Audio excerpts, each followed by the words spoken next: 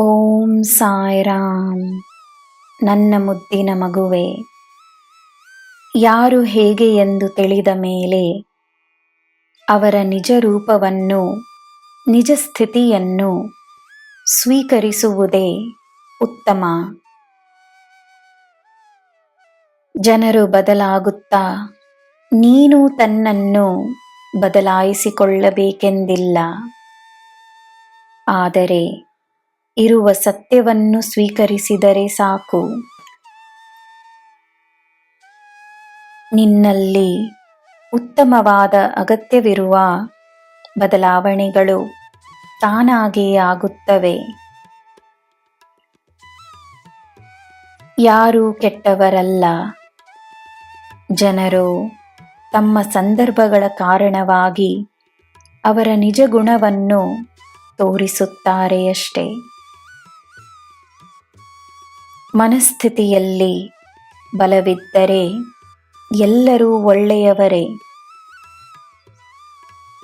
ಎಲ್ಲರೂ ಒಳ್ಳೆಯವರಾಗಲು ಎಲ್ಲರ ಮನಸ್ಸಿನಲ್ಲಿ ಬಲವಿರಲಿ, ಅವರಿಗೆ ತಮ್ಮ ಮೇಲೆ ಪ್ರೀತಿ ಇರಲಿ, ಅವರಿಗೆ ಜ್ಞಾನವಿರಲಿ ಎಂದು ಪ್ರಾರ್ಥಿಸು.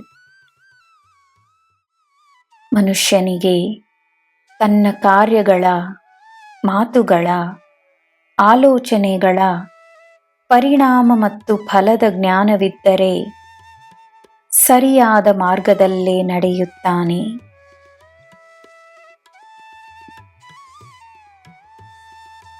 ಜೀವನ ಹಲವಾರು ಅವಕಾಶಗಳನ್ನು ನೀಡುತ್ತದೆ. ಎಲ್ಲರ ಹಿತವನ್ನು ಬಯಸಿ ಒಳ್ಳೆಯದನ್ನು ಮಾಡುವ ಅವಕಾಶ, ಅದೇ ಸಮಯ ಬೇರೆಯವರ ಅಹಿತದಲ್ಲಿ ತನ್ನ ಹಿತವನ್ನು ಮಾತ್ರವೇ ಬಯಸುವ ಅವಕಾಶ. ಯಾವ ಅವಕಾಶವನ್ನು ಬಿಡುವೆಯೋ, ಯಾವುದನ್ನು ಉಪಯೋಗಿಸಿಕೊಳ್ಳುವೆಯೋ ಅದೇ ನಿನ್ನ ಪಾಪ ಅಥವಾ ಪುಣ್ಯವಾಗುತ್ತದೆ. ಪುಣ್ಯಗಳ ಸಂಪಾದನೆ ನಿನಗೆ ಎಲ್ಲ ತರಹದ ಸಂಪಾದನೆಗಳನ್ನು ತಂದುಕೊಡುತ್ತದೆ.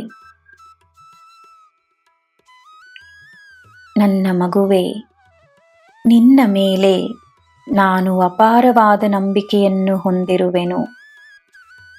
ನಿನ್ನ ನಿರ್ಧಾರ ಸರಿಯಾಗಿಯೇ ಇರುತ್ತದೆ. ಧೈರ್ಯವಾಗಿ ಮುನ್ನಡಿ. ನಿನಗೆ ಎಲ್ಲ ಶುಭವೇ. ಜೈ ಸಾಯಿರಾಮ್.